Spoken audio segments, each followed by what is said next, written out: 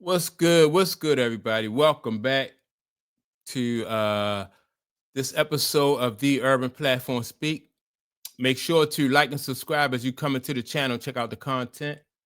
And with that being said, I wanna speak on DeAndre Ayton, right? Ayton, and I think that DeAndre Ayton. I don't think DeAndre Ayton understands what he has gotten himself into. First of all, he's playing for I he's playing for one of the most storied franchises in basketball. Besides the Celtics, I think the Lakers are, the story, like they're historically one of the great franchises in basketball. Those two teams, the Lakers and the Celtics. And so, even under the best of circumstances, right? If you go to the Lakers with the history that franchise have, there's a certain amount of expectations that come with playing in Los Angeles, right? And that's like I said, even under the best of circumstances. But he's in a situation where he's got LeBron James, who is in his 23rd year.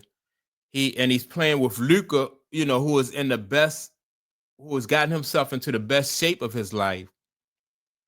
And so I think that there's extra pressure, and maybe not even coming from Luka. I think there's going to be, and maybe not coming from LeBron, but I think there's going to be extra pressure and extra scrutiny.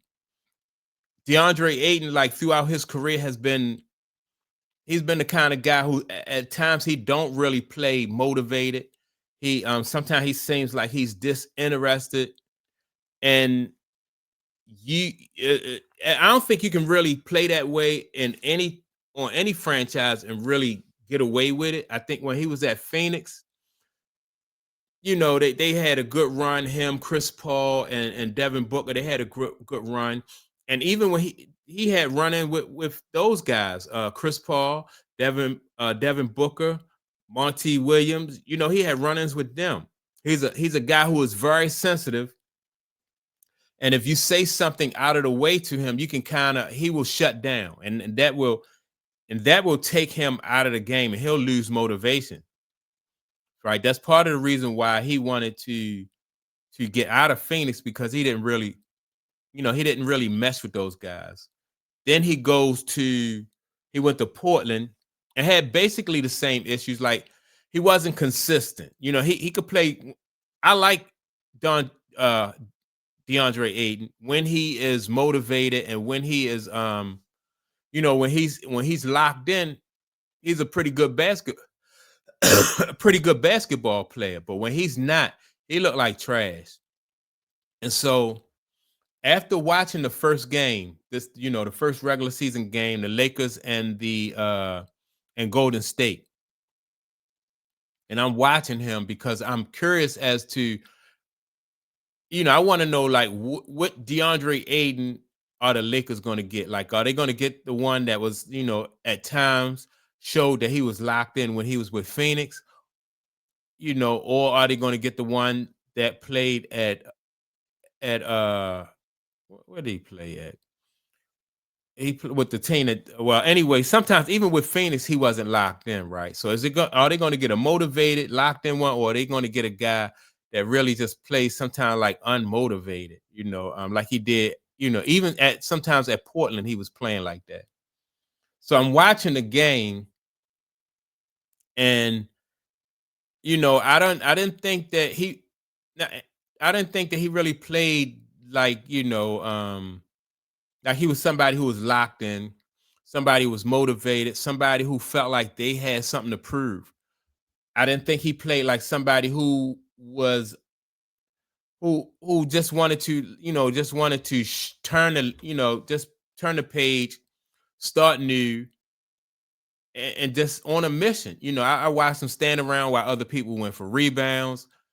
Some of the picks and the screens, some of the screens that he set wasn't all that good.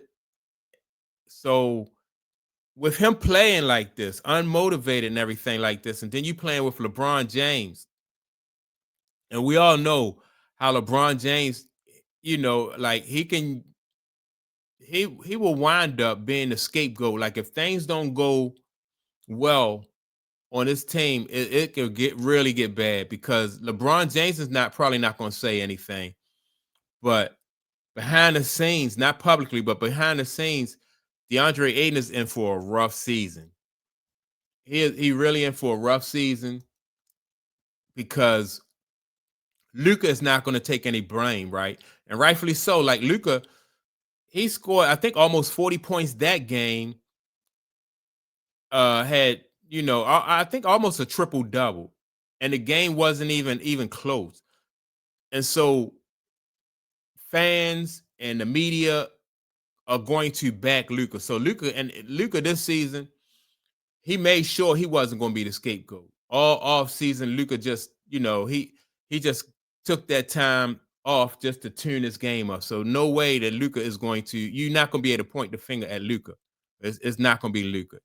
Even if, in my opinion, even if Luka had came in out of shape, you see out of shape Luka, what he can do.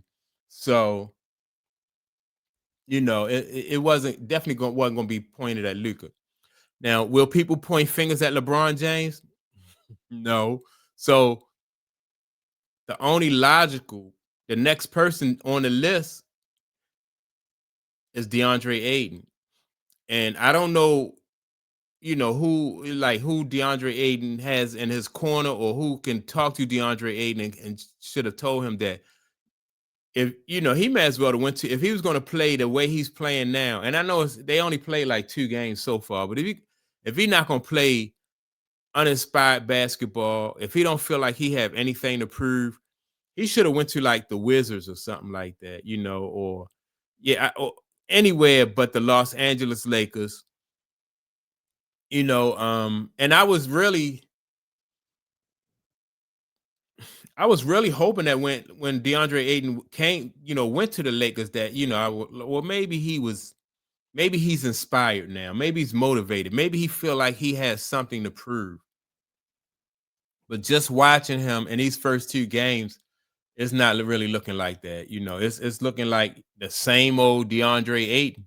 Even Shaquille O'Neal said that, during their when they was commentating, Shaquille, Ernie, who was it, Kenny and Charles Barkley, said that Shaquille said that he DeAndre Ayton got to do better. He's got to play harder.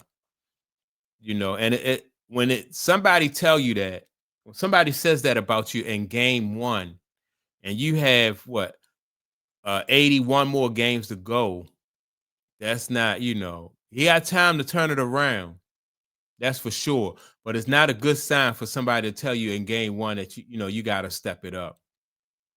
Especially for what he'd been through in Phoenix, what he'd been through in Portland, and he knows the kind of reputation that he holds out there.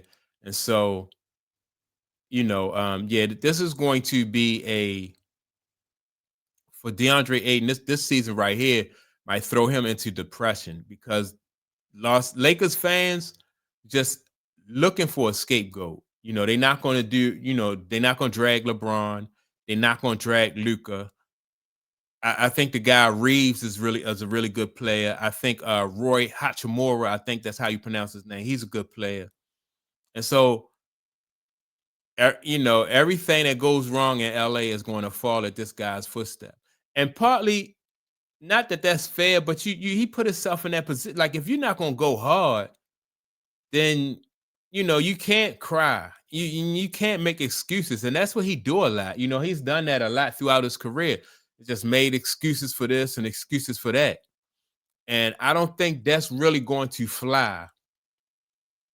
I don't think that's going to fly with this, not this season. LeBron James, like one of his, he's like on his way out. So he's not going to take the brunt. And people not really expecting, a lot from LeBron at his age and at this stage of his career. This guy really got to be up for the task. Watching him in these first 2 games, don't look like DeAndre Ayton is up for the task. And I did a video earlier this week, asking which DeAndre Ayton are we going to get? And so far, it's looking like we're going to get the one that's uninspired, unmotivated, and all that.